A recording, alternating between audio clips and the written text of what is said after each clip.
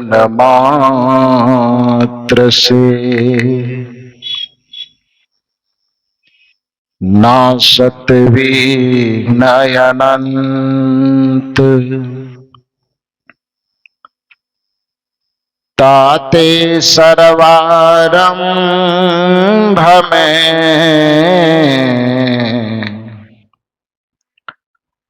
ध्यावत है सब संत।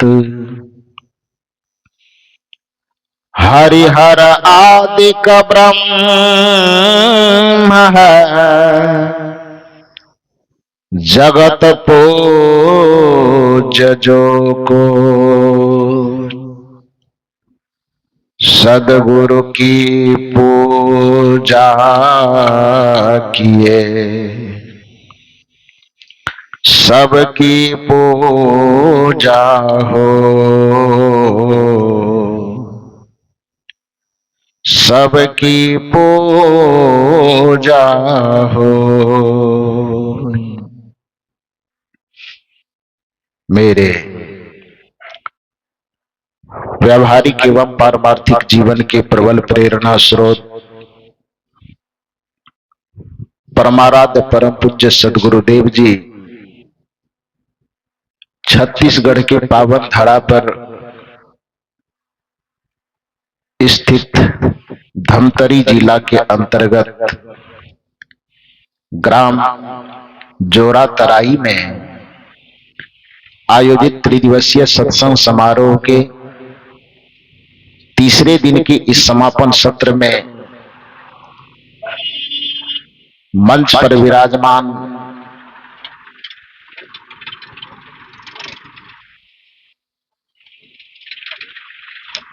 दूर दूर से पधारे अपने ज्ञान ध्यान त्याग तप के प्रभाव से तीर्थों को भी परम पावन करने वाले परम वंदनीय संत समाज, हमारी समस्त साध्वी बहनें एवं इस परिवर्तन परिवर्तक स्थल पर विराजमान अध्यात्म प्रेमी सज्जनों तथा देवियों, अभी हमारे परम पूज्य संत श्री हरेंद्र साहब जी के माध्यम से मनुष्य के संस्कार से संबंधित विचारों को श्रवण कर रहे थे। सदगुरु कबीर की एक साखी जो प्रायः हम लोग कहते सुनते हैं, मानुष तेरा गुण बढ़ा मांस न आवे काज, हार न होते आभरण त्वचा न बाजन बाज। सदगुरु कबीर इस साखी के अंतर्गत जिसे गुण कह करके संबोधित करते हैं, उसी को दूसरी भाषा में हम संस्कार कहते हैं। संस्कार किसी भी चीज का, किसी भी वस्तु का, किसी भी पदार्थ का, किसी भी व्यक्ति का मौलिक गुण है। उस मौलिक गुण के अभाव में उस व्यक्ति वस्तु का कोई महत्व नहीं रह जाएगा। चीनी एक पदार्थ है तो मिठास उसका संस्कार है। अग्नि एक पदार्थ है तो दाहकता और उष्णता उसका संस्कार है। नमक यदि एक पदार्थ है तो नमकीनपन उसका एक संस्कार है, गुण है। फूल यदि एक पदार्थ है तो उसके अंदर जो निहित सुगंध है वह उसका संस्कार है अथवा गुण है। फूल का महत्व ही संसार में इसलिए है क्योंकि उसके अंदर उसका संस्कार सुगंध के रूप में निहित है। अन्यथा ऐसा कोई फूल जिसके अंदर सुगंध न हो वह किसी के गले का हार बनने के काबिल नहीं होता। यदि सुगंध रहित फूल को भी हार बनाया जाता तो आज दुनिया में प्रत्येक लोगों के गले में सेमल के फूल लटक रहे होते। लेकिन जहां तक मुझे याद है, आज तक 22 वर्ष से ये गला लगभग लोगों के माध्यम से उपहार स्वरूप फूलों की माला पहन रहा है। पहनाने का भी मौका मिला है, पहनने का भी मौका मिला है, लेकिन आज तक पूरी धरती के किसी भी कोने में घूम आया हूं, लेकिन आज तक सेमल के फूलों का माला पहनने का मौका नहीं मिला है। आप लोग किसी को पहनाए हैं क्या? नहीं पहनाए? क्यों? देखने में तो इस फूल से बड़ा है, आकृति बड़ी है उसकी, देखने में भी इससे ज्यादा मोहक है, क्योंकि उसकी खूबसूरती बड़ी अच्छी है। उसकी खूबसूरती को देख करके ही सुगा अन्य किसी फूलों में न अटक करके सेमल के फूल में अटक जाता है। कबीर साहब ने संसार की तुलना भी सेमल के फूल से ही किया है। यह संसार फूल सेमल का, गुलाब का फूल नहीं, चंपा चमेली गुलाब गुलदोदरी का फूल नहीं, गेंदा का फूल नहीं, तब यह संसार फूल सेमल का, लाली देख लुभाया, मारे चोंच रुई जवनिक से, मारे चोंच रुई जवनिक से, सिर धोने धोने पछताया, तूने हीरा जन्म गवाया, भजन बिना नर बावरे, तूने हीरा जन्म गवाया। सोचिए कि कितना खूबसूरत फूल होगा जिसमें सभी फूलों के आकर्षण को पार कर जाने के बाद सुआ अंततः जा करके किसमें फंस जाता है? सेमल के फूल में। खूबसूरत तो होगा, कुछ खासियत तो होगी। जिस फूल से संसार की तुलना कबीर साहब को करनी पड़ रही है, वह फूल खूबसूरत जरूर होगा, लेकिन उस फूल को आज तक न तो किसी देवताओं की प्रतिमा के सामने में मंदिर में चढ़ाया जाता है, न आज तक उससे किसी नेता का स्वागत होता है, न उससे आज तक किसी महात्मा का स्वागत होता है। क्यों? क्योंकि फूल की आकृति उसकी बड़ी खूबसूरत है, लेकिन फूल का जो संस्कार होना चाहिए वह उसके अंदर, थोड़ा जोर से बोलो, नहीं है, जिसके कारण से उसकी किसी भी चीज में उपयोगिता नहीं है। दुनिया में ऐसा कोई चीनी हो ही नहीं सकता जिसके अंदर मिठास ना हो। मिठास खत्म हो जाए तो उस चीनी को आदमी घर में क्यों रखेगा? कूड़ेदानी में उसको फेंक देगा? नहीं। अग्नि को कब तक आप अपने चूल्हा में आदर देते हैं? जब तक उसके अंदर उसकी दाहकता निहित होती है। जैसे ही अग्नि की दाहकता खत्म होती है तो उसे आप चूल्हा में रखते हो, अकीजा करके फेंकते हो कचड़े में।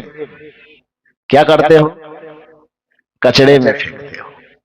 तो जिस प्रकार से अग्नि का महत्व तभी है जब तक उसके अंदर अग्नि का संस्कार है, पानी का महत्व तभी है जब तक उसके अंदर उसका संस्कार है, चीनी मिठाई का आदर तभी तक है जब तक उसके अंदर उसका संस्कार है, फूलों के अंदर भी जब तक उसका संस्कार है तभी तक उसका महत्व है। उसी तरह से हे मानव, आपका भी महत्व इस संसार में तभी तक है जब तक आपके अंदर निहित मानवीय संस्कार है।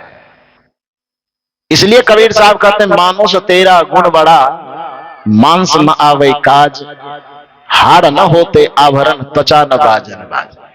यदि आपके अंदर से आपके संस्कार को निकाल करके फेंक दिया जाए तो आपका महत्व उसी कूड़ेदानी में फेंकने के लायक होता है।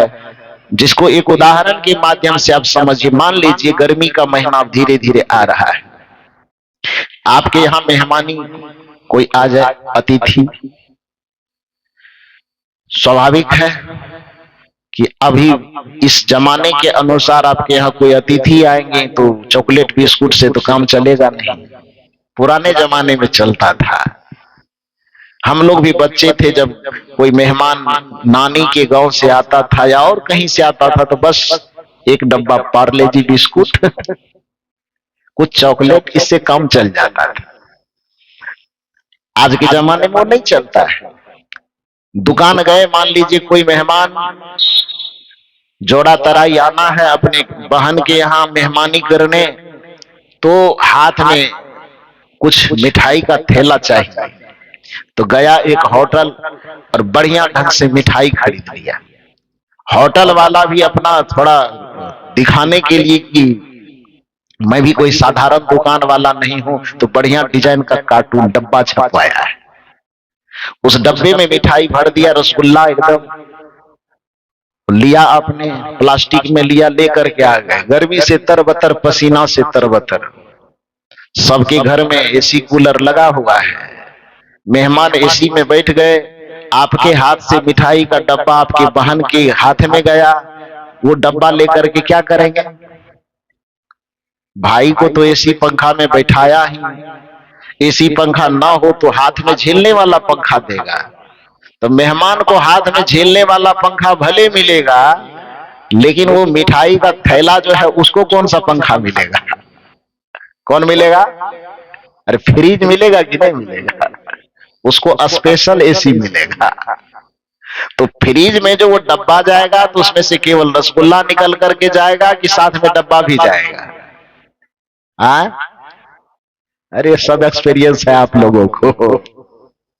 तो उसके साथ में डब्बा जाएगा ना। उसके बाद धीरे धीरे 1 2 4 5 करके आप उसमें से मिठाई निकाल निकाल करके खाना शुरू करेंगे। मिठाइयों की संख्या यदि ज्यादा है तो 2 4 5 दिन तक टिक सकती है। 2 3 मिठाई खाते खाते, एक दिन करके खाते, फिर दूसरे दिन खाते, तीसरे दिन खाते, संजोग से खाते खाते सारी मिठाइयां खत्म हो जाए। एक दिन सुबह सुबह नाश्ते के वक्त में टटोलने के, मिठाई लेने के ख्याल से फ्रिज में हाथ डाल रहे, डब्बा में हाथ पहुंची, चारों तरफ टटोले, मिठाई खत्म। अब डब्बा का क्या होगा? उसे उस एयर कंडीशन में रहने की कितना देर तक इजाजत मिलेगी? नहीं मिलेगी। तब क्या करेंगे आप उसे? उस डब्बा में टटोलेंगे। यदि मिठाई मिल गई तब तो ठीक है, मिठाई नहीं मिली तो उस जिस हाथ से अभी उसमें मिठाई खोज रहे थे, उसी हाथ से डब्बा को चपोतते मोड़ते हुए लेंगे। अब पिछवाड़े में जो कूड़ेदानी वाला डब्बा होगा, या तो उसमें फेंकेंगे, या माल मवेशी से जो कहीं पर गोबर की ढेरी रखी होगी उस पर जाकर के फेंक देंगे। फेंकेंगे ना। अभी तक जिस डब्बे को 5 दिन से आप एसी कमरे में रखे हुए थे, फ्रिज उसके लिए एसी कमरा ही है, तो उस एसी कमरे में रखे हुए थे उस डब्बा को, और मिठाई नहीं रही उसमें, तो फिर आपने उसको फेंक क्यों दिया? क्योंकि उस डब्बे का महत्व उस डब्बे के कारण नहीं था। उस डब्बे का महत्व किस कारण से था? उस मिठाई के कारण से था। जैसे एक कागज के डब्बे का भी महत्व उसके अंदर रखे हुए मिठाई के कारण ही होता है, उसी तरह से हे मानव, आपका जीवन एक कोड़ा डब्बा के तरह है, और यदि इसमें आपके गुण और संस्कार निहित हो, जो मानव का उत्तम चरित्र है, ऐसे संस्कार यदि आप में निहित हो, तब तक आपको तो सम्मान के साथ फ्रिज में रखा जाएगा, आदर के साथ रखा जाएगा। किंतु यदि आपके जीवन से संस्कार और गुणों को निकाल करके फेंक दिया जाए, तो फिर आपको भी कूड़ेदाने की डब्बा में फेंक दिया जाएगा। यह स्थिति आपकी होने वाली है। इसलिए सदगुरु कबीर साहब कहते, मानो से तेरा गुण बड़ा। तो जिसको कबीर साहब ने गुण कहा, उसी को हमारे श्री साहब जी तभी से संस्कार संस्कार कह रहे हैं। तो संस्कार कहो अथवा गुण कहो, दोनों की मान्यता एक ही चीज के दो अलग अलग नाम है। सबसे पहले हम मनुष्य होने के संस्कार को अपने अंदर संचित करें। संस्कार केवल छोटे बच्चों के लिए ही आवश्यक नहीं, मानव मात्र की मौलिक पूंजी है संस्कार। जैसे किसी मंदिर में दीप न जले तो फिर उस मंदिर का महत्व नहीं होता, जैसे कुआं के अंदर पानी न हो तो उस कुआं का महत्व नहीं होता, जैसे गाय देखने में बाहर से कितनी सुंदर हो लेकिन उसके अंदर दूध न हो तो फिर उसका कोई महत्व नहीं होता, जैसे ऊपर से देखने में पंडित कोई बहुत सुंदर लगे लेकिन उसके अंदर ज्ञान की क्षमता न हो तो उस पंडित का महत्व नहीं होता, उसी प्रकार से मनुष्य बाहर से दिखने में खूब सुंदर लगे, आकृति से खूब सुंदर लगे, रंग रूप से खूब सुंदर लगे, लेकिन उसके अंदर मानवीय चरित्र की जो संवेदना है, मानवीय चरित्र के जो संस्कार है, वह उसके अंदर न हो तो उस मनुष्य का कोई महत्व नहीं है, बल्कि फिर वह मनुष्य पशु से भी बदतर हो जाए। मनुष्य का महत्व उसके संस्कारों के कारण है और उसके संस्कार की समीक्षा उसके व्यवहार में झलकती है। आपका संस्कार उत्तम है कि आपका संस्कार अधम है, यह आपके व्यवहार से झलकता है। जब आपके संस्कार में दूसरे को देख, चूंकि संस्कार और अहंकार दो एक ही वृत्ति के दो नाम हैं, संस्कार भी और अहंकार भी दोनों एक ही वृत्ति के दो छोर है। जैसे रस्सी के दो छोर होते हैं, ये डंडा है तो इसका दो छोर है कि नहीं, कि यहां है एक वहां है। तो किसी भी रस्सी के जो दो छोर होते हैं, एक छोर, एक रस्सी का जिस वृत्ति का एक छोर संस्कार है, उसी रस्सी का दूसरा छोर अहंकार है। या तो आपके अंदर संस्कार होगा, और यदि आपके अंदर संस्कार नहीं होगा तो आपके अंदर अहंकार होगा। दोनों की उपस्थिति एक साथ नहीं होगी, या तो अंधकार होगा या तो प्रकाश होगा, दो में से एक ही होगा। ये नहीं हो सकता है कि आधा अंधकार हो और आधा प्रकाश हो, ये कदापि नहीं। कल भी मैंने इसकी चर्चा की थी कि जहां सूर्य की उपस्थिति होगी वहां पर अंधकार की उपस्थिति नहीं हो सकती है। उसी प्रकार से जहां संस्कार होगा वहां अहंकार नहीं होगा, या जहां अहंकार होगा वहां पर संस्कार नहीं होगा। आप कहेंगे कि ये दोनों में से पहचाने कैसे कि हमारे अंदर क्या है, संस्कार है कि अहंकार है? उसकी बस एक ही पहचान, एक थर्मामीटर। संस्कार उसे कहते हैं जो दूसरों के सामने झुक करके सुकून पाता है, और अहंकार उसे कहते हैं जो अपने सामने दूसरे को झुका करके सुकून पाता है। आप यह थर्मामीटर लगा करके देखना कि आपका मन दूसरों के सामने झुक करके सुकून पाता है कि आपका मन अपने सामने दूसरों को झुका करके सुकून पाता है। यदि आपके मन के अंदर दूसरे को झुकाने में मजा आ रहा है, दूसरे को तड़पाने में मजा आ रहा है, दूसरे को दर्द देने में मजा आ रहा है, दूसरे को नीचा दिखाने में मजा आ रहा है, दूसरे को असफल करने में मजा आ रहा है, दूसरे को गिरते हुए देख करके आनंद आ रहा है, तुरंत समझ जाइए कि हमारे मन में अहंकार का पहाड़ खड़ा है। यदि किसी दूसरे के पीड़ा से आपका मन पीड़ित हो रहा है, यदि किसी दूसरे की सफलता में आपको सुकून मिल रहा है, यदि दूसरे को सम्मान होते हुए देख करके भी आपके मन में ईर्ष्या की आग नहीं धधक रही है, दूसरे की सफलता देख करके भी आपके चेहरे पर मुस्कुराहट बनी हुई है, तो समझ लीजिए कि आपके अंदर अभी संस्कार जिंदा है। और जिसके अंदर दूसरे को सुकून पहुंचाने का संस्कार जीवित रहता है, दुनिया में उसकी सफलता को, उसके सुकून को, उसकी शांति को पूरे ब्रह्मांड में कोई रोकना चाहे तो उसकी सफलता को नहीं रोक पाएगा। कोई भी सीधे भगवान आकर के डायरेक्ट कंपटीशन में खड़े हो जाए कि हम तुम्हारी सफलता को रोक लेंगे, भगवान के पास भी वह सामर्थ्य नहीं है कि विनम्रशील हृदय वाले, संस्कार संपन्न व्यक्तित्व वाले की सफलता को इस ब्रह्मांड में कोई भगवान भी आकर के टक्कर में खड़ा हो जाए तो वह भी रोक नहीं पाएगा उसको। खड़ी तो हुई थी सतु अनसुईया को रोकने के लिए, तीनों देवियां, ब्रह्मा, विष्णु और महेश की पत्नी, एक सामान्य इंसान जो धरती की आदमी, धरती के प्रतिनिधित्व करने वाली थी सती अनुसुईया, और सामने में ईर्ष्या की आग में दहकती हुई खड़ी कौन हो गई विपक्ष में? त्रिदेव की पत्नियां खड़ी हुई ना।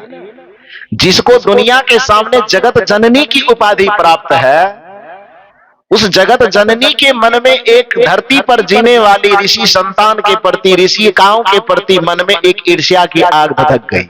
एक तरफ अहंकार है देवियों के मन में, एक तरफ संस्कार है सती अनुसुईया के मन में, है ना। और दोनों के बीच में टक्कर होता है। उस टक्कर में किसकी जीत होती है? अहंकार की कि संस्कार की? संस्कार की जीत होती है ना। तो संस्कार और अहंकार में टक्कर हो, और सामान्य इंसान से यदि देव शक्ति भी टकराने की कोशिश करे तो उस संस्कार के सामने में अहंकार को गिर जाना पड़ेगा, चाहे किसी का भी हो। दुनिया की नजरों में संस्कार हमेशा विजेता होता है, अहंकार को हमेशा टूट करके गिरना पड़ता है। एक कहानी के माध्यम से मैं समझाऊं। स्वामी विवेकानंद का नाम तो आप लोग सुने हैं, जानते होंगे। स्वामी विवेकानंद जब विश्व धर्म सम्मेलन शिकागो में भाग लेने के लिए जा रहे थे तो हालांकि यहां से वो यह सोच करके नहीं गए थे कि हमको धर्म सम्मेलन में भाग लेना है, क्योंकि उस समय की परिस्थिति यह थी, जिस परिस्थिति में स्वामी विवेकानंद को धर्म सम्मेलन में कोई भाग लेने दे, ऐसा नहीं हो सकता था। इसलिए परसों जो हम लोगों के बीच में पंच परिवर्तन की बात हुई थी, समानता की बात हुई, पर्यावरण की बात हुई और बहुत सारी बातें, नारी शक्ति की बात हुई, तो उसमें जो मैंने कहा था कि समरसता हमारे समाज में तभी आएगी जब समानता आएगी। स्वामी विवेकानंद इस भारत भूमि के अद्भुत विद्वान होने के बावजूद भी भारत की तरफ से उनको प्रतिनिधित्व करने का मौका नहीं दिया गया था। क्यों नहीं दिया गया? वो केवल सुने थे कि धर्म सम्मेलन वहां पर हो रहा है, उसमें या भारत से उनको भाग लेने के लिए भेजा नहीं गया था। वो गए थे वहां पर, अतिथि बना करके उनका कोई स्वागत करने के लिए वहां माला लेकर के खड़े नहीं थे, बल्कि वहां पर तो कई दिन उनको जो पानी बहने वाला पाइप होता है उसको लगाने के लिए रखा गया था। अभी पाइप को लगाया नहीं था, तो उस पाइप के अंतर्गत उसको बिछावन, तकिया, अपने बाह का तकिया बना करके सोना पड़ा था। भोजन नहीं मिलता था, कौन देगा भोजन? वस्त्र पहनने के लिए नहीं थे। यहां तक कि जिस दिन उसको सम्मेलन में भेजा गया तो उसका अपना कोट नहीं था, किसी दूसरे ने कोट पहनने के लिए दिया था कि आप ये पहन करके जाइए। भारत भूमि की तरफ से प्रतिनिधित्व करने का दायित्व एक शंकराचार्य को था, क्योंकि हिंदू धर्म का प्रतिनिधित्व वही करते थे। और शंकराचार्य वहां गए नहीं थे भाग लेने के लिए। क्यों नहीं गए थे? क्योंकि हिंदुस्तान में यह नियम बना रखा था पंडितों ने कि जो ट्रेन को देख ले वो हिंदू धर्म से बहिष्कृत हो जाएगा। आज हम बड़ा आसानी से नारा लगा लेते हैं कि हम हिंदू हैं। हिंदू कमजोर हुआ, वो कमजोर किस वजह से हुआ भाई? आपके पोगा पंथी के वजह से। संस्कृति का 4 अध्याय राष्ट्रकवि दिनकर ने लिखा है।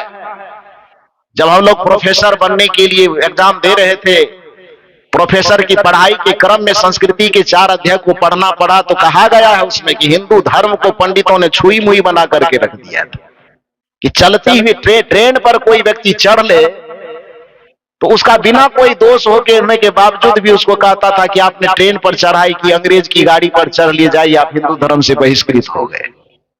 कोई समुद्र के पास चला जाए, समुद्र की यात्रा कर ले तो कहे कि हिंदू धर्म से बहिष्कृत हो गया, हिंदू धर्म का आदमी नहीं है। संस्कृति के 4 अध्याय में तो यहां तक लिखा गया है कि इस्लाम जब इस धरती पर अपना वर्चस्व लहराने के लिए आया तो वो केवल तलवारों के जोर पर ही नहीं आया। तलवार लेकर के तो बनाते ही थे, लेकिन साथ साथ हिंदू धर्म की जिम्मेदारी जिसके हाथ में थी वो पोगा पंथी ऐसा कुचक्र चलते थे कि एक मुसलमान आया, 1 गिलास पानी पिया, आधा उसमें जूठा पानी छोड़ दिया, आधा किसी तरह से पी लिया, तो जूठा पानी को ले जाकर के क्या किया तो कुआं में डाल दे। अब कुआं से ही पूरे गांव के इलाके के लोग पानी पीता था।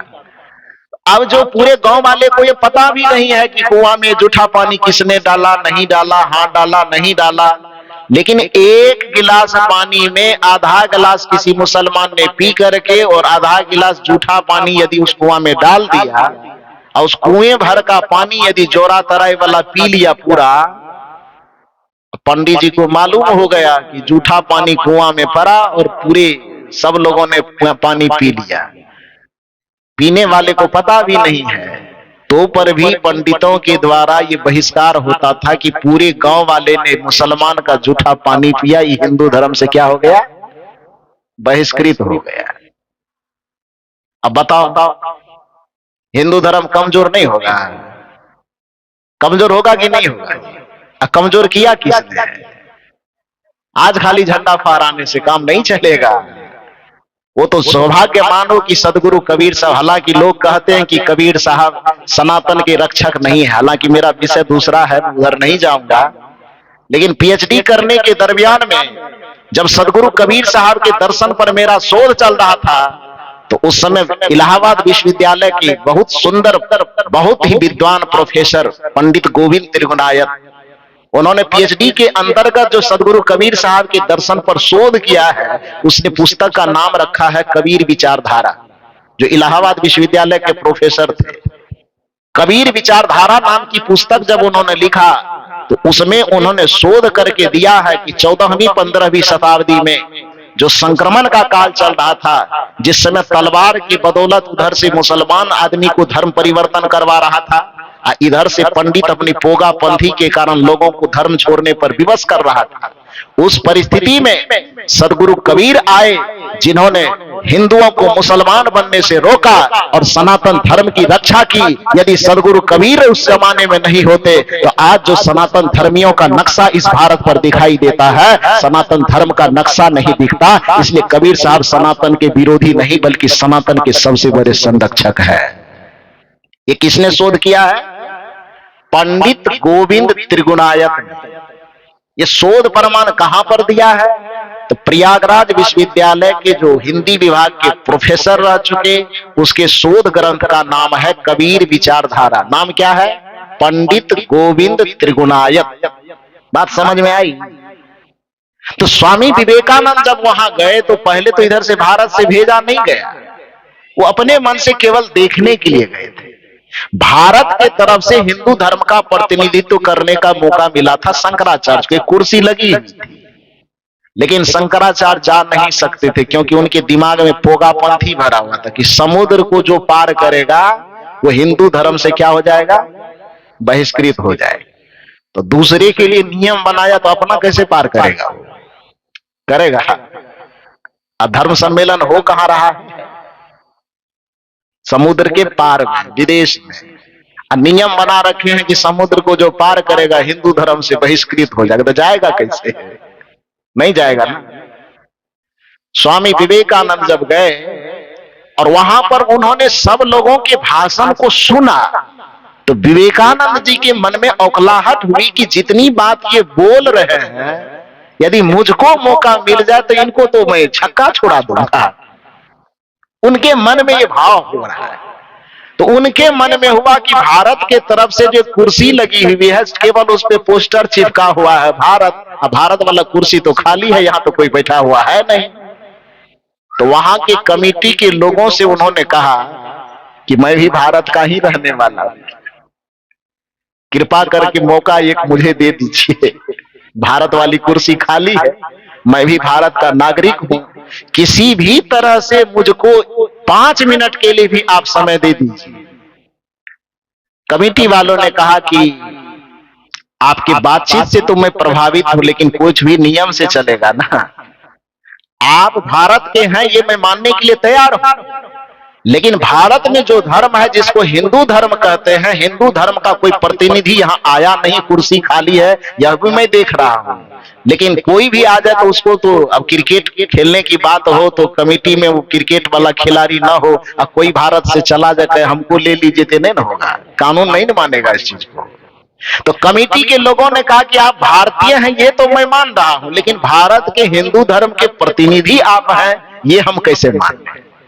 तो इसके लिए आपके विचार से मैं प्रभावित हूं, किंतु आप हिंदू धर्म के किसी भी प्रतिनिधि से यह लिखवा लीजिए कि आप हिंदू हैं, तो फिर मैं आपको इस जगह पर बोलने की इजाजत दे सकता हूं। बात समझ रहे हैं? विदेश की धरती पर यह कहा गया कि आप एक तो आया नहीं यह कह करके कि साल समुद्र के पार जाएंगे तो हम हिंदू धर्म वाले होंगे, नहीं, आप आ गए हैं, आपके वाणी से मैं प्रभावित हूं, मैं इजाजत दे सकता हूं, लेकिन आपके देश से जो हिंदू धर्म का प्रमाण देने वाला कोई है, उसमें 4 शंकराचार्य उस समय प्रमुख थे, तो कहा कि उनमें चारों में से किसी एक आदमी से लिखवा लीजिए कि आप हिंदू हैं, तो मैं आपको इसमें बोलने की इजाजत दे सकता हूं। स्वामी विवेकानंद को बड़ी खुशी हुई कि तो सामान्य सी बात है, कोई क्यों नहीं लिख देगा, हम भी तो आखिर भारत के ही हैं। उन्होंने वहां से विदेश से, उस समय टेलीफोन वगैरह होता नहीं, तो तार होती थी, तार भेजे जाते थे। हम लोग तो देखे नहीं है, केवल नाम सुने हैं कि तार कैसा होता है। तो वहां से तार भेजा गया। स्वामी विवेकानंद यहाँ के चारों शंकराचार्य के सामने तार के द्वारा मैसेज भेजवाया कि किसी तरह से हमको आप कह दीजिए वहां से कि मैं हिंदू हूं। जिस स्वामी विवेकानंद को आज हिंदू धर्म का आदर्श माना जाता है, उस स्वामी विवेकानंद को एक हिंदू शब्द के लिए तरस जाना पड़ा। और स्वामी विवेकानंद को आपके भारत के किसी भी धर्माचार्य ने हिंदू होने का सर्टिफिकेट, आप क्या कहते हैं कि हमारा धर्म मजबूत होना चाहिए, स्वामी विवेकानंद को हिंदू होने का किसी एक व्यक्ति ने सर्टिफिकेट तक नहीं दिया। किसी ने यह नहीं कहा कि आप हिंदू हो, बल्कि यहां से यह कहा गया कि तुम्हारा जन्म जो हुआ है ना, वो शूद्र के कोख से हुआ है। हालांकि वो तो लाला समुदाय से माने जाते हैं, कायस्थ माने जाते हैं। उस नियम के अनुसार तो उनको भी मतलब फॉरवर्ड कहलाना चाहिए था, लेकिन पश्चिम बंगाल में पता नहीं किस हद से जाकर के उनको नहीं दर्जा दिया गया, और कायस्थ होने के बावजूद भी उनको कहा कि तुम हिंदू धर्म के अंतर्गत नहीं हो, तुम शूद्र हो, और शूद्र को किसी धर्म सभा में हिंदू धर्म का प्रतिनिधित्व करने के लिए मिले, यह नहीं हो सकता है। और स्वामी विवेकानंद को नहीं दिया गया। परिणाम क्या हुआ? निराश हो गए। वो तो कहिए धन्यभाग मानिए कि भगवान बुद्ध के धर्म को मानने वाले जो एक पंडित थे, स्वामी विवेकानंद के व्यक्तित्व से प्रभावित हुए। उन्होंने कहा मुझे जो बोलने का आधा घंटा समय दिया गया है, तो मैं भी अपने धर्म का प्रतिनिधि हो छोड़ तो नहीं सकता, तो मुझे 25 मिनट बोलने दिया जाए, और मेरे समय में से 5 मिनट काट करके इस व्यक्ति को बोलने के लिए दिया जाए। तो भगवान बुद्ध की कृपा से स्वामी विवेकानंद को जो प्रथम बार 5 मिनट बोलने का मौका मिला, उसी 5 मिनट की वाणी ने इतना तहलका मचाया कि स्वामी विवेकानंद पूरी दुनिया में छा गए और सनातन धर्म का झंडा उन्होंने फहरा दिया। आज क्या है, स्वामी विवेकानंद को सब एकदम पकड़ के बाह में कस रहा है कि स्वामी विवेकानंद मेरा है। और जिस समय स्वामी विवेकानंद को विवेकानंद बनना था, उसमें लात से एकदम धकिया रहे थे कि तुम मेरा नहीं हो। जब तक यह समानता की बात है, खैर जो भी हो, उधर मुझे नहीं जाना है। मूल रूप में कहना यह है कि जिन जिन लोगों ने सनातन की रक्षा की, उन लोगों को, जैसे कबीर हुए, बुद्ध हुए, महावीर हुए, स्वामी विवेकानंद हुए, ऐसे सब महापुरुषों ने सनातन धर्म की रक्षा की, लेकिन मौका आने पर उसको नीचा दिखाने का कोई कसर नहीं छोड़ा गया। वो तो उनकी प्रतिभा थी, जो अपनी प्रतिभा से लोहा उन्होंने दुनिया से लोहा मनवाया, और आज ऐसा लोहा मनवाया कि जिस बुद्ध को पहले सनातन धर्म कहलाने वाले लोगों ने बुद्ध को धकेलने की कोशिश की, बुद्ध के व्यक्तित्व को धकेल नहीं पाया, तो फिर बुद्ध को कहा कि ये तो हमारे ही भगवान का अवतार है। स्वामी विवेकानंद को धकेलने की कोशिश की गई, नहीं धकेल पाए। बाद में कहा गया कि सनातन धर्म का तो झंडा विवेकानंद हिंदुओं के आदर्श है। तो जिस समय वो जा रहे थे शिकागो की धरती पर, उनके मन में एक उमंग था कि मैं अपने सनातन धर्म का झंडा लहरा सकता हूं। सनातन धर्म जब मैं कह रहा हूं, तो आप उसके को कथा कहानी से मत जोड़िएगा, क्योंकि स्वामी विवेकानंद पूरी दुनिया को जो सनातन संस्कृति से अवगत करवाया, तो स्वामी विवेकानंद वहां जाके हनुमान चालीसा नहीं पढ़ रहे थे। स्वामी विवेकानंद वहां पर दुर्गा चालीसा का भी पाठ नहीं कर रहे थे। स्वामी विवेकानंद कोई राम कथा या कोई कृष्ण कथा या भागवत कथा का प्रवचन नहीं बांच रहे थे। तब स्वामी विवेकानंद जाकर के वहां पर वेदांत दर्शन की बात कर रहे थे। और वह वेदांत दर्शन न तो कर्मकांडों पर आधारित है, न मंदिरों पर आश्रित है, न पूजा और पाठ पर आश्रित है। वह वेदांत उस उपनिषद पर आश्रित है, जो उपनिषद संतों के ज्ञान का आधार है, जो कबीर के दर्शन का आधार है, जो बुद्ध के दर्शन का आधार है, जो महावीर के दर्शन का आधार है। तो बुद्ध, महावीर और कबीर के दर्शन का जो आधार है, वह आधार वेद तो नहीं, लेकिन वेद का जो आखिरी हिस्सा है, जिसको वेदांत कहते हैं, वही वेदांत ज्ञान का आधार है। इसलिए स्वामी विवेकानंद हो कि चाहे बुद्ध हो कि कबीर हो कि महावीर हो, ये सारे के सारे महापुरुष सनातन धर्मी है। इसलिए नहीं सनातन धर्मी है कि उसको मंदिर जाना है, बल्कि इसलिए सनातन धर्मी है कि वो वेदांत को जी रहे हैं और वेदांत का उपदेश दुनिया को दे रहे हैं। लेकिन दुर्भाग्य की बात है, जो आज अपने आप को सनातन धर्मी होने का दावा ठोकते हैं, वो वेदांत का पन्ना कभी पलट करके देखा भी नहीं होगा, जान भी नहीं रहा होगा कि वेदांत किसे कहते हैं। वेदांत का आधार वो राम को कृष्ण को मान रहे हैं, जबकि वेदांत को आप जब देखेंगे तो आपको पता चलेगा कि जो कबीर का दर्शन है वही वेदांत का दर्शन है, जो बुद्ध का दर्शन है वही वेदांत का दर्शन है, जो महावीर का दर्शन है वही वेदांत का दर्शन है। तो मैं मूल रूप से आपसे कह रहा था कि जिस समय स्वामी विवेकानंद यह उम्मीद लेकर के जा रहे थे कि मुझे मौका मिले तो मैं विदेश की धरती पर जाकर के सनातन संस्कृति का झंडा फहरा सकता हूं, तो उसको वहां जाने से पहले वह जाते हैं और अपने गुरु माता के चरण को छू के प्रणाम करते हैं। यह संस्कार है। प्रातः काल उठ के रघुनाथा, मात पिता गुरु ना वही माथा। यह हमारी भारतीय संस्कृति का संस्कार है। यही मर्यादा पुरुषोत्तम राम जी ने अपने चरित्र से सिखाया है। पूरी दुनिया का भगवान हो जाने के बावजूद भी श्री कृष्ण जी अपने माता यशोदा के चरण को छूते, वसुदेव देवकी के चरण को छूते, नंद बाबा के चरण को छूते, तभी अपने जीवन का कोई कार्य व्यापार व्यवहार शुरू करते थे। ये हमारी संस्कृति ने सिखाया बड़ों के सामने झुकना।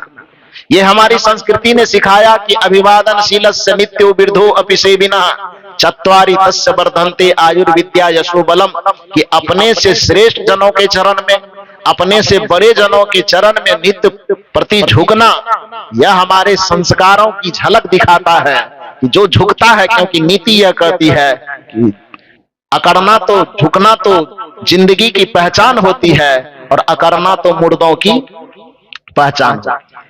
जो झुक रहा है इसका सीधा सा मतलब है कि अभी उसमें जिंदगी सलामत है। जो अकड़ गया इसका मतलब है कि अब वो दुनिया से चला गया। तो जब अहंकार की अकड़ आप में आती है तो इसका मतलब है कि आपकी नैतिकता मर चुकी है। जब अहंकार की अकड़ आप में आती है तो इसका मतलब है कि आपके अंदर की संवेदना मर चुकी है। जब अहंकार का अकड़ आपके अंदर आता है इसका मतलब है कि मनुष्यता आपके अंदर से मर चुकी है। जब संस्कार आपके अंदर होता है तभी आपकी मनुष्यता जिंदा रहती है। जब संस्कार आप में होता है तभी आपकी संवेदना जीवित रहती है। जब संस्कार आप में जिंदा रहता है तभी आप में विनम्रता जिंदा रह पाती है। तो इसलिए स्वामी विवेकानंद जब जाते हैं तो जाने से पहले चूंकि गुरुदेव जी का शरीर छूट गया था तो गुरु माता के चरण को छू करके प्रणाम करते हैं और माता से कहते हैं, माता आज कुछ विशेष आशीर्वाद दो। माता कहती है, खुश रहिए। जो एक सामान्य सा आशीर्वाद है, बच्चे प्रणाम करते हैं तो माँ बाप या बड़े बुजुर्ग यही आशीर्वाद देते, खुश रहिए। देते हैं कि नहीं देते? तो आज स्वामी विवेकानंद जी गए मां शारदे को प्रणाम करने के लिए, तो माता आशीर्वाद देती है। क्योंकि जिस आदमी को देखने का मौका लगा होगा, कभी कलकत्ता गए होंगे दक्षिणेश्वर काली मंदिर में जहां पर रामकृष्ण परमहंस जी रहते थे। आपके छत्तीसगढ़ जब जब मुझे इस धरा पर आने का मौका मिलता है तो मैं कलकत्ता होकर के ही आता हूं। और उसमें मुझे खुशकिस्मती यह मिल जाती है कि रात में अपने आश्रम में चढ़ता हूं कलकत्ता में, सुबह में गाड़ी से उतर जाता हूं और फिर छत्तीसगढ़ आने वाली जो गाड़ी है वो रात में होती है। तो दिन भर का मौका मिलता है और दिन भर का वक्त जो मुझे गुजारना होता है दक्षिणेश्वर काली मंदिर और बेलूर मठ, वहां जाके पुस्तकालय में बैठो, दिन भर स्वामी विवेकानंद के सब पुस्तक को पलटते रहो। तो एक बड़ा सुकून मिलता है, एक अच्छा लगता है। जब जब मुझे छत्तीसगढ़ आने का मौका मिलता है मुझे खुशी होती। छत्तीसगढ़ आने की खुशी नहीं होती है, यहाँ से बड़ा डर लगता है। डर यहाँ के लोगों से नहीं लगता है, लेकिन इस सत्संग वाला जो नियम यहाँ का बना के रखे हो ना, 1 बजे से पेड़ते पेड़ते 6 बजे शाम तक पेड़ते हो, जर्सी गाय की तरह दूहते हो आप लोग। अभी देखो बैठे हुए क्या हो रहा है, इससे जरूर डर लगता है। मैंने कह दिया है कि अगली बार से, हालांकि 2027 में कार्यक्रम तो बहुत सारे बन रहे हैं, 90 दिन का लगभग कार्यक्रम तय हो रहा है, लेकिन अब जब आऊंगा या तो आऊंगा या नहीं आऊंगा। आऊंगा तो उसी शर्त पे आऊंगा कि कार्यक्रम जो आपको करना है भैया एक सत्र में करोगे तो छत्तीसगढ़ जाऊंगा, नहीं तो मैं यहीं से प्रणाम कर लेता हूँ। जर्सी गाय की तरह मत दूहो, नहीं तो हड्डी फसली निकल जाएगी। तो सुकून होता है कि जब इस धरातल पर आना है तो बेलूर मठ मुझे जाने का मौका मिलता है। वहां पर रामकृष्ण परमहंस जी के मंदिर जहां पर है, जहां उनके ठहरने का, जिसमें वो विश्राम करते थे, आज भी वो चौकी पलंग वगैरह सब थाली बर्तन रखा हुआ है। और उसके ठीक 10-15 कदम की दूरी पर मां शारदे का निवास स्थान है। क्योंकि दोनों पति पत्नी तो थे, लेकिन नाम के पति पत्नी थे, असल में तो दोनों परम साधक की तरह रहते। तो उनका कमरा अलग है, उनका कमरा अलग है। रामकृष्ण परमहंस जी हमेशा उनको मां कह करके, मां काली के रूप में उनको देखा करते थे, माता शारदे। तो जब स्वामी रामकृष्ण परमहंस जी का शरीर छूटा तो माता शारदे उस गुरु की भूमिका में आई। गुरु माता होने के नाते स्वामी जी के पास, अब विवेकानंद जी के पास गुरु का चरण तो छूने के लिए बचा नहीं, तो माता शारदे के चरण को छू करके ही गुरु का स्मरण करते हैं वो, और वहां से निकलते हैं तो आशीर्वाद में सामान्य सा आशीर्वाद देती है माता शारदे कि जाओ खुश रहो। स्वामी विवेकानंद जी कहते हैं कि नहीं, आज इससे काम नहीं चले, कुछ विशेष आशीर्वाद चाहिए। तो माता शारदे मौन हो गई। स्वामी जी कहते हैं कि मां आशीर्वाद नहीं दे रही हो। स्वामी विवेकानंद इंतजार में खड़े हैं कि शारदे मां आशीर्वाद देगी, लेकिन मां शारदे करे नहीं, अभी नहीं का, तब का 2-3 दिन इंतजार कर। अब बताइए कि कौन ऐसा मामला है जो आशीर्वाद देने में 2-3 दिन लगे। लेकिन एक बात जान लो कि सामान्य कुछ देने में आदमी को तुरंत दिया जा सकता है, लेकिन जब कुछ विशेष देना हो तो देने वाला आदमी बिना परीक्षा लिए नहीं देता है। चाहे अपने तरफ से कुछ भी परीक्षा ले, वो परीक्षा लेगा तभी देगा वो। तो माता शारदे कहती है कि विशेष कुछ चाहिए तो थोड़ा इंतजार करो। स्वामी विवेकानंद ने कहा कितना दिन? मां शारदे कहते वो मैं नहीं जानती। 1 दिन में भी हो सकता है, 2 दिन में भी हो सकता है, सप्ताह दिन भी लग सकता है, लेकिन इंतजार करो। तो स्वामी विवेकानंद के ठीक है। तो वो करते क्या है, बस नॉर्मल हो जाते हैं, क्योंकि पता तो है नहीं कि परीक्षा कब ली जाएगी। मां बता भी नहीं रही कि परीक्षा कब लेंगे। अचानक इसी तरह से बस 2-3 दिन वैसे बीत जाती है। अचानक एक दिन मां शारदे कहती है विवेकानंद इधर आना। तो विवेकानंद जी आए, कहा देखो वो टेबल पर चाकू रखी हुई है। चाकू समझते हैं, सब्जी वगैरह बनाने वाला, क्या बोलते हैं उसको आप लोग?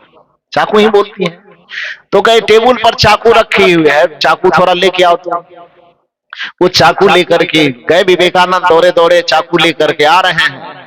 तो सामान्यतया होता यह है कि जब भी किसी को कोई चाकू पकड़ता है या किसी दूसरे को देता है तो चाकू में 2 हिस्सा होता है ना, एक धार वाला हिस्सा और एक रबड़ वाला हिस्सा, जिसको मुट्ठी में लोग पकड़ते हैं।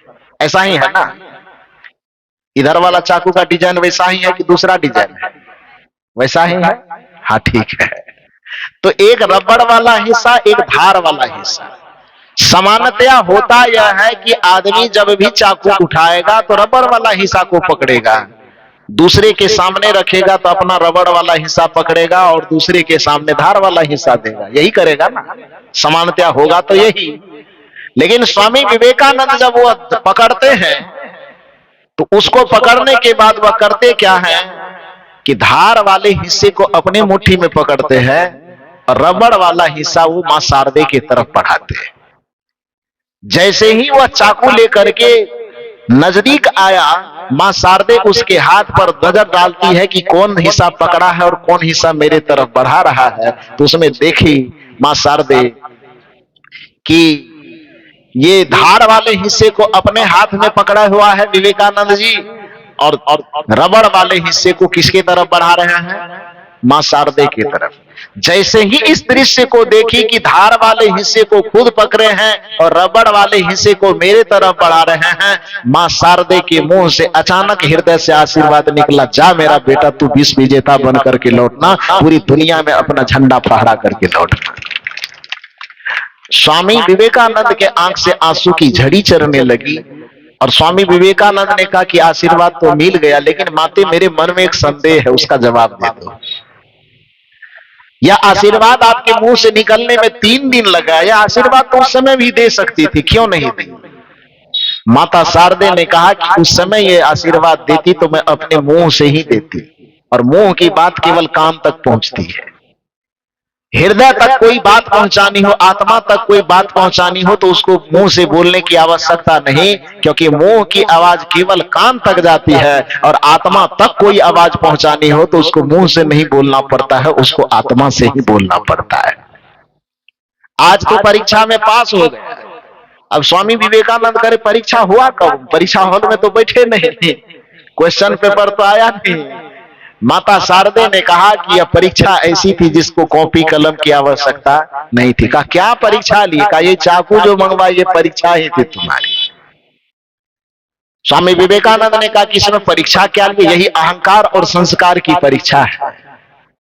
माता शारदे ने कहा कि इसमें परीक्षा यह है कि जब भी चाकू कोई दूसरे को देता है तो इस चाकू को देखना ध्यान से कि इसमें दो हिस्सा है, एक काटने वाला हिस्सा यानी पीड़ा देने वाला हिस्सा है, एक रबड़ वाला हिस्सा यानी सुविधा वाला हिस्सा है। तो सामान्यतया होता यह है, आदमी के अंदर के संस्कार की परीक्षा इसी से होती है कि वो धार वाला हिस्सा दूसरे के तरफ देता है कि रबड़ वाला हिस्सा दूसरे के तरफ देता है। इसका भाव यह हुआ कि वह दुख वाला हिस्सा, काटने वाला हिस्सा दूसरे को देता है कि सुविधा वाला, सम्मान वाला हिस्सा दूसरे के तरफ देता है।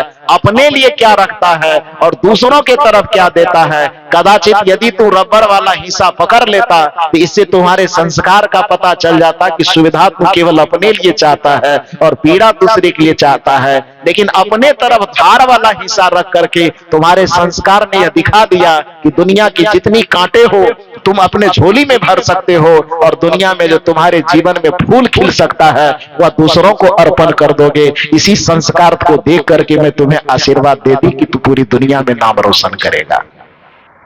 तो पूरी दुनिया में अपनी संस्कृति का झंडा फहराएगा। कहने का अभिप्राय यह है कि संस्कार उसी का नाम है जो दूसरों को झुकाता नहीं, संस्कार उसी का नाम है जो दूसरों को रुलाता नहीं है, संस्कार उसी का नाम है जो दूसरों को पीड़ा नहीं देता है। जो दूसरों को पीड़ा नहीं दे सकता, भला बताइए कि अपने माता पिता को कैसे पीड़ा देगा? क्योंकि माता पिता इस धरती पर लाने वाले पहले भगवान हैं। जो दूसरों को पीड़ा नहीं देगा वो अपनी पत्नी को कैसे पीड़ा दे? जो दूसरों को पीड़ा नहीं देगा वो पत्नियां अपनी पति को कैसे पीड़ा दे? जो दूसरों को पीड़ा नहीं देगा वो अपने भाई को कैसे पीड़ा दे? जो दूसरों को पीड़ा नहीं देगा वह भला अपने अड़ोस पड़ोस और समाज को कैसे पीड़ा दे? जो सब में एक परमात्मा की झलक पा करके दूसरे को सुख और सुविधा और सम्मान पहुंचाने की भावना रखता हो, उसके माध्यम से संस्कार में कहीं पीड़ा नहीं पहुंचती है, बल्कि उसके माध्यम से पूरे संसार में सुख की सुगंधी पहुंचती है, सम्मान और शांति की सुगंधी पहुंचती है। तो उस संस्कार का जो उद्घाटन करना है, जैसा कि हमारे साहब जी कहे कि नींव क्या है? माता पिता गुरु का सम्मान करना। जो व्यक्ति अपने माता पिता और गुरु का सम्मान न कर सकेगा वह दुनिया में भला किसी का सम्मान कैसे कर सकेगा? क्योंकि जब भी हमारी आंख खुलती है इस संसार में तो सबसे पहला देवता जो हमारे सामने, आंख के सामने में आता है, वो कौन आता है? कौन आते हैं? किसी भी व्यक्ति की आंख खुले तो आंख खुलने पर बचपन में जो सबसे पहले देवता उसके सामने में आते हैं, उस देवता और उस देवी का नाम है माता और पिता। पहली नजर में वो उसको देखते हैं। तो जिसको पहली नजर में आपने देखा है, जिसने जन्म दिया है, पाला है, पोसा है, जन्म देने के कारण वो आपका ब्रह्मा है, पालने पोसने के कारण वो आपका विष्णु है, और आपके जीवन के बुराई और अवगुणों को हटाने के कारण वो आपके महेश हैं। तो जो माता पिता और गुरु तीनों आपके जीवन में ब्रह्मा, विष्णु और महेश की भूमिका में साक्षात आपके सामने करे हैं, यदि आप उसका सम्मान नहीं कर पाएंगे तो फिर दुनिया में और किसी देवता का क्या सम्मान करेंगे आप? प्रातः काल उठ के रघुनाथा, माता पिता गुरु ना वही माथा। कुछ लोगों को माता पिता का आदर तत्काल कर भी ले तो गुरु लोगों का आदर करना नहीं चाहते, खास करके आजकल की युवा पीढ़ी। जैसा कि साहब जी ने कहा कि ट्रेंड बन चुका है, खाओ पियो और मौज करो, माता पिता गुरु की कोई आवश्यकता नहीं। जन्म लिए हैं तो हम दो हमारे दो की न रणनीति पर अपनाएंगे, हम दो हमारे दो, माँ बाप को वहां गौशाला भेज दो। वृद्धाश्रम थोड़ा प्यारा शब्द हो गया है। हम दो हमारे दो, माँ बाप को वृद्धाश्रम भेज दो। इसको संस्कार कहा जाता है। अरे आपकी कमाई का क्या महत्व है जब आपकी कमाई से आपके जन्मदाता का भी पेट न भर सके। आपके कमाई का, आपके धन का कोई महत्व नहीं है जो आपके धन से आपके माता पिता को वस्त्र तक न मिल सके। आपके धन का कोई महत्व नहीं है यदि आपका धन आपके माँ बाप के चेहरे पर खुशी न ला सके। तो आपके धन का महत्व दो कौड़ी का है। आप धनवान बनो, केवल धन से ही धनवान न बनो, अपने हृदय से भी धनवान बनो। आप घर बनाओ, लेकिन घरों के दीवालों की केवल लंबाई चौड़ाई को मत बढ़ाओ। दीवालों की लंबाई चौड़ाई बढ़ाने के साथ साथ आप अपने हृदय की भी लंबाई चौड़ाई को बढ़ाओ। जिस हृदय में, घर में माता पिता को तभी रख पाओगे आप जब आपका माता पिता के प्रति आपके हृदय में जगह होगा। क्योंकि जब तक हृदय में जगह नहीं होगा तो घर में भी माँ बाप को रखने का जगह नहीं मिलेगा। घर में जगह कम भी हो, लेकिन हृदय में यदि माता पिता को स्थान आप दे पाओगे तो माँ बाप को घर के अंदर रखोगे, आप बरामदे में सो करके भी समय गुजार सकते हो। और यदि आपके दिल में माँ बाप के प्रति कोई जगह नहीं है तो आपके घर में चूहा को रहने की इजाजत मिल जाएगी, मच्छर को रहने की इजाजत मिल जाएगी, लेकिन माता पिता कहां पहुंच जाएंगे? वृद्धाश्रम पहुंच जाएंगे। ये संस्कार, ये संवेदना जो आपकी मरती चली जा रही है, वह आध्यात्मिक चेतना न होने के कारण, संस्कार न होने के कारण, जो संस्कार आपको घर परिवार से भी आपको मुरझा देता है, वह संस्कार को सींचने का काम ये गुरु लोग करते हैं। लेकिन दुर्भाग्य है कि आप गुरु परंपरा से भी दूर होते चले जा रहे हैं। मुझे जान करके बड़ा गर्व होता था कि छत्तीसगढ़ की धरातल सदगुरु कबीर साहब के विचारों से सींचा हुआ धरातल। लेकिन जब 4 साल से लगभग मैं आ रहा हूं, यहां पर भी बहुत सारी माता पिता का शिकायत मिलती है। माता पिता के आंसू को जब देखता हूं तो बड़ा अफसोस होता है कि जिस धरती को सदगुरु कबीर साहब के अध्यात्म की नगरी मानी जाती थी, उस धरती पे भी ये दशा पहुंच गई है। क्यों? क्योंकि आज की जो युवा पीढ़ी जन्म ले रही है, वह युवा पीढ़ी बस इसी फार्मूला पे जी रही है, खाओ पियो और मौज करो। उसमें सत्संग का क्या महत्व, गुरु का क्या महत्व, ये कुछ नहीं। ये समझते हैं युवा पीढ़ी की ये सब सत्संग फत्संग ये जब है ना, बूढ़ा लोगों का काम है, बेवकूफों का। अच्छा, ये बूढ़े लोगों का जिसको कोई काम धंधा। लेकिन एक बात जान लो, ईश्वर की परंपरा में भगवान पर भी यदि आप विश्वास करते हो और आज के जमाने में यदि मंदिरों में जाकर के ही अपनी आस्था को व्यक्त करना चाहते हो तो दुनिया के किसी भी मंदिर में चले जाओ, लेकिन उस मंदिर के पूजा प्रार्थना भी तब तक सार्थक नहीं होगी जब तक उसमें गुरु का, संत का आशीर्वाद नहीं जुड़ेगा। लोग हनुमान चालीसा पढ़ते हैं, आजकल हनुमान जी के मंदिर में ज्यादा लोगों की पहुंच बढ़ गई, युवा लोगों की मनोकामना पूरा करवाने के लिए, चाहे वो युवक हो चाहे युवती हो। लेकिन जिस हनुमान जी के मंदिर में पहुंचता है व्यक्ति, उसको समझना चाहिए कि हनुमान जी सिखा करके क्या गए। हनुमान जी ने कहा है कि मेरे मंदिर में आकर के तुम्हें केवल कार्यों की सिद्धि नहीं होगी, मेरा आशीर्वाद नहीं मिलेगा। मेरे मंदिर में आने से पहले तुम्हें गुरु के पास जाना चाहिए। गुरु के मार्ग को लोगों ने केवल कबीरपंथियों का मार्ग समझ रखा है। गुरु के मार्ग को सगुण मार्ग से हट करके, कट करके लोग देखना चाहते हैं। लेकिन ध्यान रखिए, भारतीय संस्कृति का चाहे निर्गुण मार्ग हो चाहे सगुण मार्ग हो, दोनों जगह गुरु की मर्यादा बराबर है। दोनों जगह गुरु की मर्यादा भगवान से भी ऊपर है। यही कारण है कि मंदिर में गया हुआ भक्त यदि भगवान के सामने, प्रतिमा के सामने सर झुकाता है, प्रतिमा की तरफ से आवाज आती है, गुरु के पास गए थे? भक्त कहता है नहीं गए थे। भगवान कहता तब फिर मेरा आशीर्वाद भी काम नहीं करेगा। कहा क्यों? आप कहेंगे कि हो सकता आप अपने से बना के कहते हैं, तो थोड़ा प्रमाण ले लीजिए। हनुमान चालीसा की पहली पंक्ति को याद कीजिए। यदि हनुमान चालीसा को देखे होंगे, देखे ना होंगे तो लाउड स्पीकर के माध्यम से कभी सुने होंगे, मेरे साथ थोड़ा याद कर लीजिए। क्या है पहली पंक्ति? श्री गुरु चरण सरोज रज निज मन मुकुर सुधार, वरनौ रघुवर विमल जसु जो दायक फल चार, बुद्धिहीन तनु जानिके सुमिरौ पवन कुमार, बल बुद्धि विद्या देहु मोहि, हरहु कलेश विकार। ये दोहा कभी सुने हैं कि नहीं सुने हैं? ये कबीर साहब ने लिखा है, इस मंच पर बैठने वाले किसी ने लिखा है? तो इसको किसने लिखा है? गोस्वामी तुलसीदास जी ने लिखा है। किसके लिए लिखा है? हनुमान जी की स्तुति में, हनुमान जी की प्रार्थना में लिखा है। ये पंक्ति क्या कह रही है? सीधे आप कमंडल उठाइए, फूल लीजिए, यदि मंदिर पहुंच जाइए। कि ये पंक्ति क्या कह रही है आपको? कि सनातन का मार्ग मंदिर के मार्ग से होकर के नहीं गुजरता है, सनातन का मार्ग गुरु के मार्ग से होकर के गुजरता है।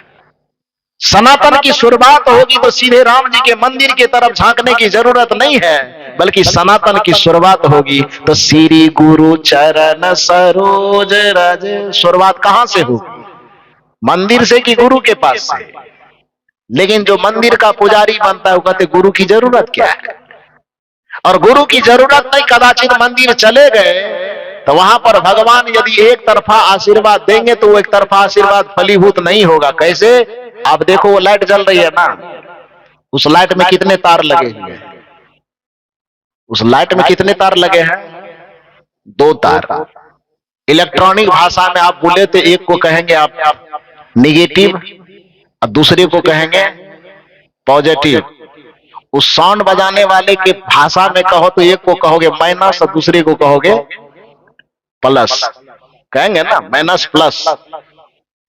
इलेक्ट्रॉनिक भाषा में निगेटिव पॉजिटिव, साउंड सिस्टम वाली की भाषा में कहोगे तो माइनस और प्लस कहेंगे कि नहीं कहेंगे?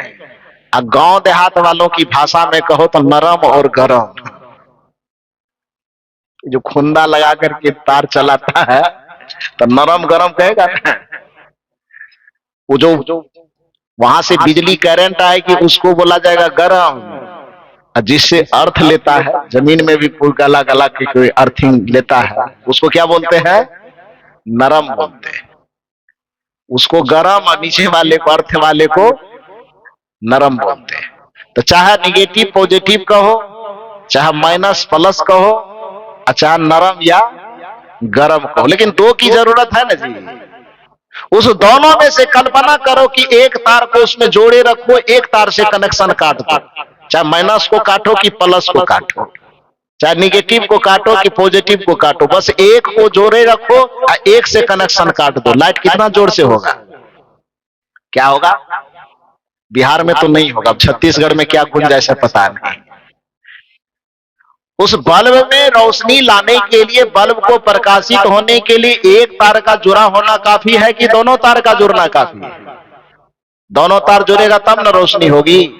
एक तार कितनी भी मजबूती से जुड़ी रहे और दूसरे तार यदि न जुटे रहे तो बल्ब में जैसे प्रकाश आने की कोई संभावना नहीं है, उसी तरह से आपकी चेतना भगवान को तो समर्पित हो, लेकिन गुरु से यदि विमुख रहा, गुरु से यदि कटा हुआ रहा, फिर आपकी चेतना में यदि गुरु और ईश्वर के प्रति समान श्रद्धा और आस्था न रही तो फिर आपके जीवन में सुख और शांति का प्रकाश कदापि नहीं हो सकता है। इस बात को समझ लेना चाहिए। इसलिए सनातन की संस्कृति कहती है कि भगवान के सामने झुकने से पहले तुम्हें गुरु के सामने झुकना चाहिए। कबीर साहब ने यही दर्शन दिया था। गुरु है गुरु गोविंद दो खड़े, काको लागो पाए। किसके पाए लगना चाहिए? बलिहारी गुरु आपने गोविंद दियो बताए। लोगों ने कबीर साहब पर आरोप लगाया, लोगों ने कबीर साहब के ऊपर आरोप लगाया कि कबीर साहब कहते भगवान से पहले गुरु के सामने झुकना चाहिए। कबीर गुरुवादी है, भगवान का खंडन करते हैं, लेकिन हनुमान जी तो कोई भगवानवादी का खंडन करने वाले नहीं है ना। हनुमान चालीसा में भी इस बात का जिक्र किया कि भगवान से पहले किसका वरण हो? श्री गुरु चरण सरोज रज, निज मन मुकुर सुधार। जब गुरु वाला काम पूरा हो जाए तब वरणौ रघुवर विमल जसु। रघुवर का वरण कब हो?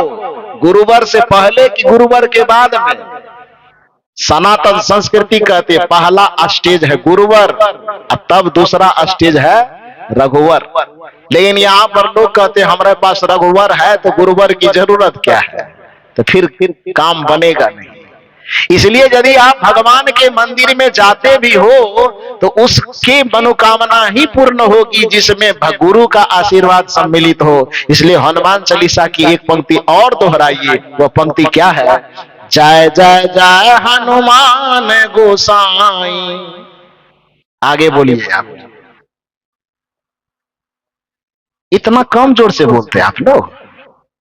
अरे वाह, छत्तीसगढ़ में इतनी नरमी बोली में।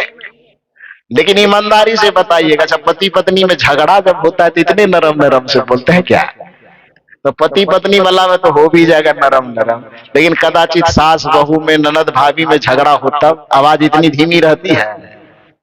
झगड़ा नरम रहती तो तगड़ा रहता है साहब, तगड़ा क्या? जहां पर आपकी आवाज धीमी होनी चाहिए वहां तो आप पर्दा फाड़ने वाली बात करते हो कि कान का पर्दा फट जाए, और जहां पर आपकी आवाज ऊंची होनी चाहिए वहां नरम बोलते हैं। थोड़ा जोर से बोलिए, जय जय जय हनुमान गोसाई। ये धमतरी जिला का आवाज है, नहीं मानेंगे। अब हमको भी पता है, छत्तीसगढ़ के पानी हम भी पी के देख लिए कितना पावर है। तो इतना आवाज की नरमी से हम मानने वाले नहीं। जब तक नहीं जोर से बोलिए, एक के पंक्ति भर रात दोहराते रहेंगे, बैठे रहिए आप। तो इसलिए बढ़िया बात इसी में है कि जल्दी छुट्टी लेना चाहते तो बढ़िया से बोलिए, जय जय जय हनुमान गोसाई। इसका मतलब है जल्दी छुट्टी चाहते हैं आप लोग। हाँ, कि जल्दी छुट्टी दे दीजिए। अच्छा ठीक है, दे देते हैं। जय जय जय हनुमान गोसाई। ये याद है आप लोगों को बढ़िया से? तो गुरुदेव की कृपा चाहिए तो गुरु से फिर दूरी क्यों है? यदि आपको ज्यादा जय हनुमान गोसाई करने के बावजूद भी कृपा आपको गुरुदेव की चाहिए, तो आज की पीढ़ी गुरुदेव की परंपरा से दूर क्यों है? कृपा चाहिए गुरुदेव वाला, जाएंगे खाली मंदिर तो काम कैसे चलेगा? हनुमान के मंदिर में जाने के बावजूद भी हनुमान की कृपा तब तक आपके ऊपर फलीभूत नहीं होगी जब तक उस कृपा में भी गुरुदेव की कृपा शामिल नहीं होगी। जय जय जय हनुमान गोसाई, कृपा करहु गुरुदेव की नाई। तो आपके जीवन में आध्यात्मिक संस्कार को, मानवीय संस्कार को, जिस संस्कार के बगैर आपका जीवन बिना मिठाई के डब्बे की तरह हो जाती है, जिस संस्कार के बगैर बिना दाहकता की अग्नि की हो जाती है, जिस संस्कार के बिना शीतलता विहीन पानी की दशा हो जाती है, जिस संस्कार के बगैर बिना दूध के गाय की स्थिति हो जाती है, वैसे ही यदि आपका शरीर ढांचा तो रहेगा मनुष्य की तरह, लेकिन मानवीय संस्कार यदि आपके अंदर नहीं है तो फिर आपके जिंदगी का महत्व दो कौड़ी का है। फिर आपके जीवन का महत्व उसी तरह से है जैसे सेमल का फूल देखने में तो बहुत प्यारा लगता है, लेकिन सुगंध न होने के कारण न तो किसी देवता की प्रतिमा के चरण में चढ़ पाता है और न किसी महात्मा के गले का हार बन पाता है। महात्मा की तो बात छोड़ो, नेता लोगों का गुलदस्ता भी नहीं बनता है, मतलब कोई काम का नहीं है वो। तो इसी तरह से आप अपने अंदर के संस्कार को जागृत कीजिए, अन्यथा आप भी फूल तो होंगे लेकिन सेमल वाले फूल की कैटेगरी में जाएंगे तो फिर आपका कोई महत्व नहीं रह जाएगा। इसी बात को ध्यान में रख करके गुरुवर कबीर ने कहा, मानुष तेरा गुण बड़ा, गुण माने संस्कार, मानुष तेरा गुण बड़ा, मांस न आवे काज, हार न होते आभरण, त्वचा न बाजन बाज। आप कहेंगे कि हम संस्कारी हैं कि नहीं है, इसकी पहचान क्या है? तो मैंने दो ही बात बताई।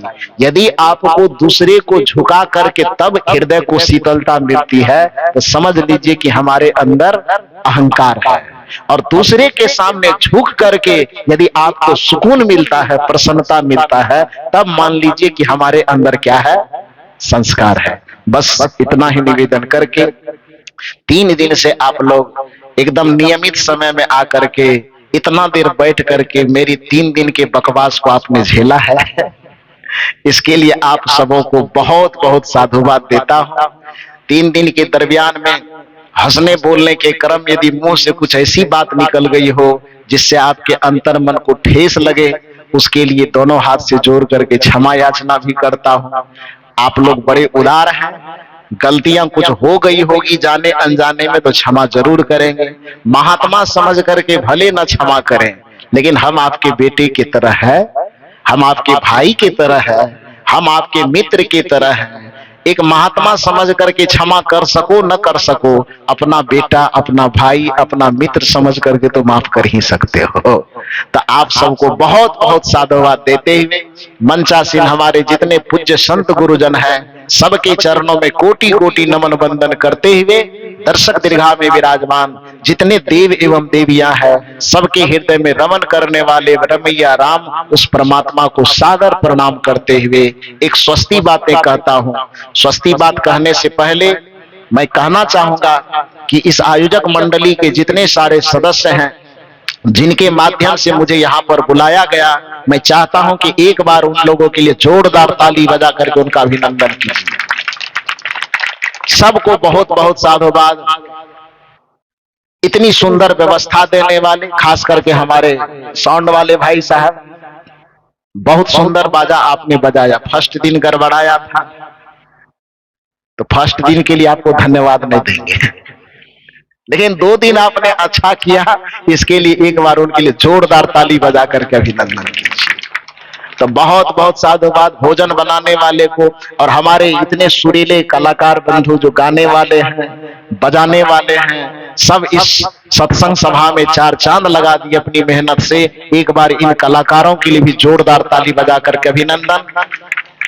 और पूरी सत्संग की व्यवस्था कर दी जाती, पूरा पंडाल लग जाता, हम लोग भी आ जाते, आप लोग दूर दूर से आकर के सत्संग की शोभा न बढ़ाते तो भी सत्संग अधूरा रह जाता। इसलिए एक बार श्रोता समाज के लिए भी जोरदार ताली बजा के अभिनंदन। सबका अभिनंदन वंदन करते हुए स्वस्ति बातें कहूंगा। विराम तो देना ही है, लेकिन एक सूचना मैं दे दूं, 2, 3, 4 फरवरी कल तो मैं यहां से जा रहा हूं खेड़ागढ़ जिला इरई कला, लेकिन फिर वहां से लौट करके आपके बगल में आऊंगा। कहां पर? 2, 3, 4 फरवरी बोहारा। बोहारा कहां पड़ता है वो रास्ता आप ही लोगों को बताना है। तो बोहारा जाना है। हमारे परम पूज्य श्री यशेंद्र साहब जी जो आप लोगों को आमंत्रित